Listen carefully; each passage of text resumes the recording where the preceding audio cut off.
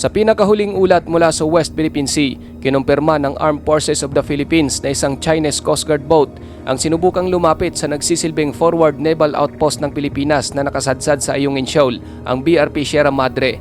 Ngunit bago pa man ito makalapit, agad na hinarang ng dalawang rubber boats ng AFP upang pigilan ang anumang mas agresibong kilos mula sa panig ng China. Hindi ito ordinaryong presensya lamang, mga kapatid.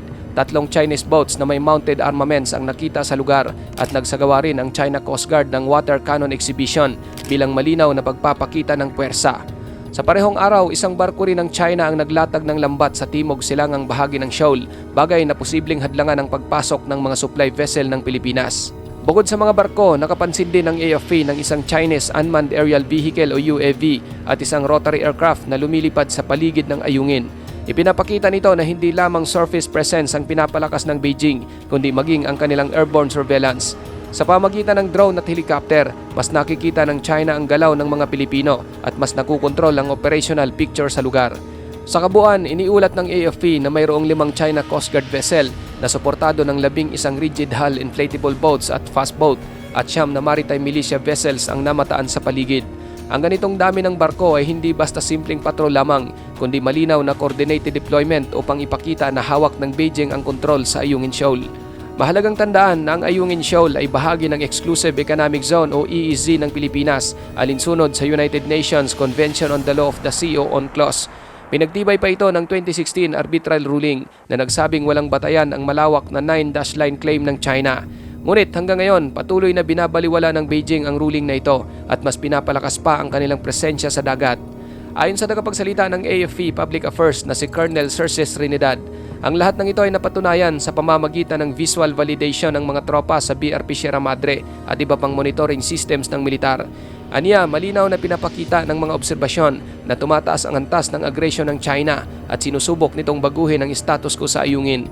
Hindi na bago ang ganitong estilo ng Beijing. Noong June 17, 2025, naganap ang pinakamarahas na resupply mission sa Ayungin kung saan gumamit ng water cannon ng China Coast Guard at nagresulta pa sa pagkaputol ng hinlalaki ng isang sundalong Pilipino. Simula noon, naging mas maingat ang AFP at gumamit ng mas mahigpit na contingency measures para protektahan ang kanilang tropa at asset. Ngunit nitong Agosto, wala pang nakatagdang rotation and resupply mission. Ayon sa National Maritime Council, ang huling matagumpay na RORE ay noon pang Hunyo. Ang pagkakantala ng resupply ay indikasyon ng matinding pressure mula sa China na tila sinusubukang gawing imposibleng mapanatili ng Pilipinas ang presensya nito sa BRP Sierra Madre. Mahalagang bigyang diin na ang BRP Sierra Madre mismo ay simbolo ng pagsasakripisyo at matibay na paninindigan ng Pilipinas sa West Philippine Sea. Ang barko ay sinadyang ipasadsad noong 1999 upang magsilbing outpost laban sa panghihimasok ng China. Hanggang ngayon may nakadistino pa ring mga sundalo roon na nagsisilbing frontliners ng soberanya ng bansa. Kaya't ang pagtatangka ng isang Chinese Coast Guard boat na lumapit ay hindi simpleng aksyon, isa itong deliberate escalation na sinusubukang itest ang depensa ng Pilipinas.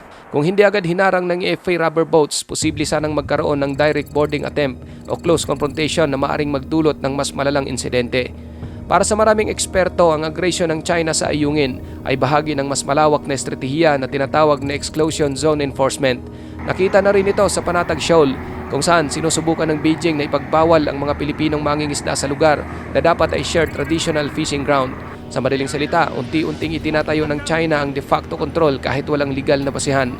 Dagdag pa rito, ang insidente ay naganap mahigit 1 linggo lamang matapos ang kolisyon noong August 11, 2025 sa Panatag Shoal, kung saan doon nagbanggaan ang isang barko ng China Coast Guard at isang warship ng People's Liberation Army Navy, bagay na ikinabahala ng mga eksperto. Ayon sa kanila, ang kolisyon ay senyales na maaari pang tumindi ang aksyon ng China sa mga susunod na linggo. Kung titignan, malinaw na multi-domain operation ang ipinakita ng China. Mayroon silang naval presence, aerial surveillance at psychological pressure sa pamamagitan ng water cannon exhibition. Ang lahat ng ito ay naglalayong iparamdam sa Pilipinas na limitado lamang ang ating kakayahang igiit ang ating soberanya sa sarili nating karagatan. Sa kabila nito, naninindigan si Colonel Trinidad na ang AFP ay handa at may nakahandang contingency measures para sa anumang eventuality sa Ayungin. Bahagi ito ng mas malawak na estratehiya ng Pilipinas upang ipakita na hindi basta-basta susuko ang bansa sa harap ng agresyon. Ngunit malinaw rin ang asymmetry ng puwersa ay malaking hamon para sa mga Pilipinong sundalo. Sa mas malalim na perspektibo, ang patuloy na panggigipit ng China ay hindi lamang laban sa Pilipinas. Isa itong hamon sa international order na pinamumunuan ng mga batas gaya ng UNCLOS at arbitral award. Kung magtatagumpay ang Beijing na baliwalain ito, magbibigay ito ng masamang precedent para sa iba pang bansang mayroong territorial disputes. Malinaw din na sinusubukan ng Beijing na alamin at sukatin ang political will ng Administrasyong Marcos at ang paraan ng pagtugon ng gobyerno sa patuloy na panggigipit ng China, ang magsisilbing batayan kung hanggang saan kayang itulak ng Beijing ang kanilang aggression nang hindi nakakaranas ng seryosong kapalit o matinding pagbalikwas mula sa Pilipinas at sa mga kaalyado nito. Sa puntong ito mga kapatid, hindi na lang militar ang usapan kundi pati ekonomiya at diplomasya. Bawat kilos ng China sa West Philippine Sea ay nagdudulot ng ripple effect sa mga alyansa ng Pilipinas, lalo na sa Estados Unidos, Japan at Australia na pawang nagpahayag na ng suporta sa bansa. Para sa US, anumang banta sa ayungin ay may tuturing na sakop ng Mutual Defense Treaty. Ngunit malinaw na ayaw ng Washington na mauwi sa direktang sagupaan ng tensyon. Ang kanilang estratehiya ay magbigay ng deterrence at presence, ngunit iwasan ang tuwirang gulo na maaaring sumiklab bilang mas malaking digmaan. Sa ASEAN naman, nananatiling hati ang mga miyembro habang mariin ang suporta ng Vietnam at Malaysia sa paninindigan ng Pilipinas. May ilan ding bansa na mas maingat sa pagsalita laban sa Beijing dahil sa kanilang ekonomiyang nakatali sa China. Ito ang dahilan kung bakit hindi ganap na epektibo ang tinatawag na Collective ASEAN Response. Sa kabuuan, ang pagtatangka ng isang Chinese vessel na lumapit sa BRP Sierra Madre ay bagong yugto ng agresyon.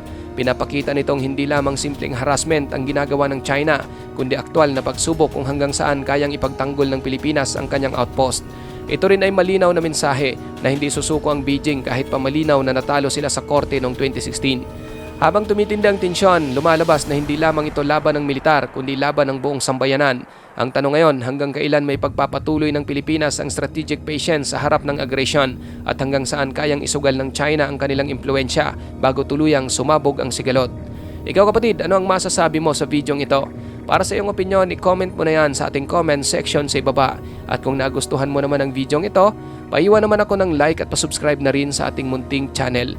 Maraming salamat sa panonood hanggang sa susunod na naman nating upload. Peace out!